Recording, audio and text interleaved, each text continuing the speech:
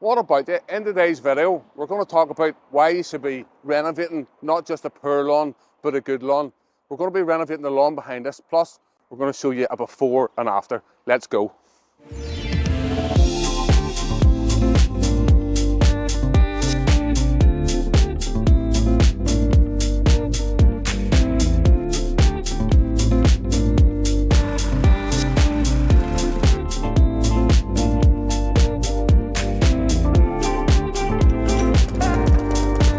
Before we get into this video, just to let you know, it's in partnership with our friends over at Boston Seeds. We have a little treat for you, but more on that later. So our first step is hollow core aeration. And the reason we do this is to let air down into the soil. Over time, your lawn becomes compacted. So whenever you do the aeration, you're letting the air down in, you're letting that exchange of gases.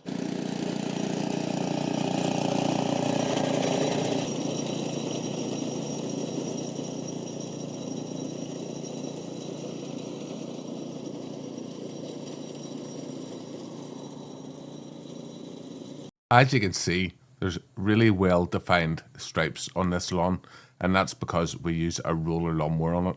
However, the downside to that is it causes some compaction. This lawn, as you can tell, has a good amount of weed grasses in it. Now, unfortunately, they're not going to go anywhere, but in the day, we're going to be top dressing and seeding the lawn, and that is nature's best way to combat weed grasses in your lawn, is overseeding it with the grass that you do want. So what's next on the agenda? Scarifying. Best time to do it? March, April, May.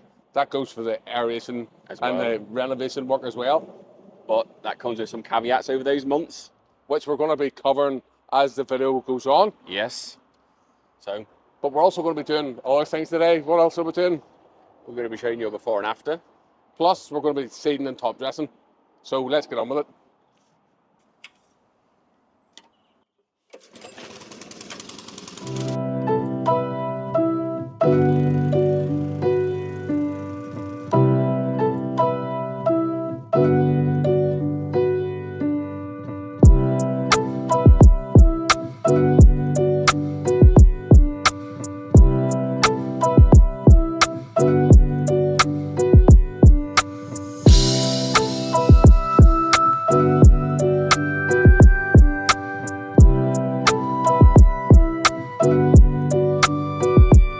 So this is the debris that came out of the lawn. Now, if you watch any of our videos, you'll know that we usually pull a lot more out.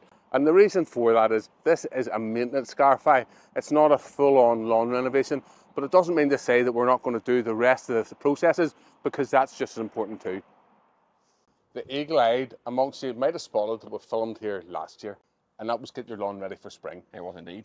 And the reason why we're showing you it again is because we work here on a regular basis. This is one of our lawns that we'll manage. Because we look after this lawn on a regular basis, then we want to show you the before and after. So let's get it tidied up. Time to get the seed on. The lovely folks over at Boston Seeds have given me a discount code for us to use. Gives you 10% off for anything from the grass seed and lawn care range right up until the end of this month. Use the code Premier10 at checkout. So don't wait, get yours ordered today.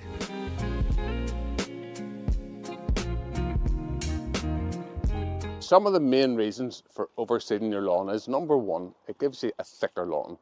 But the bigger reason, or the more important reason for myself, why I think overseeding is so good, is that it stops weeds. It's nature's defense against weeds. But it's not just weeds like daisies and buttercups, it's also the weed grasses that come into the lawn, because they're very hard to keep out of a lawn.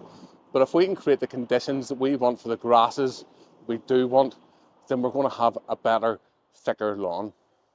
What's next, Jason? Time to paint the lawn.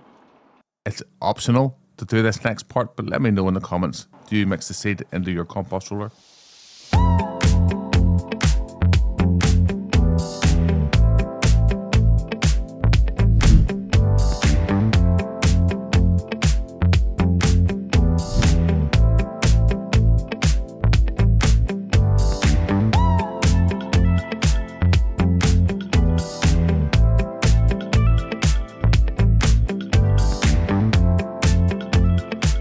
So now we've had a tea to let the soil dry in.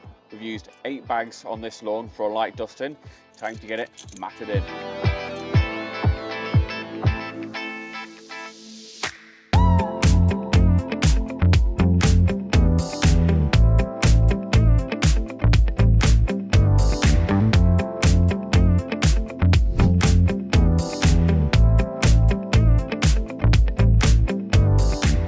So the mat does 2 key things.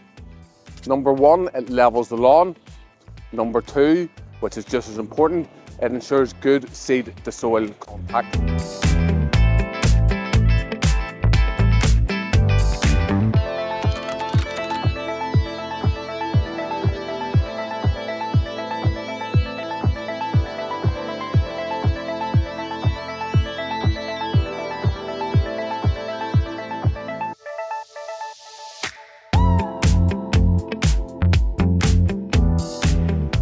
Now it's time for some iGrow carpet seaweed and iron.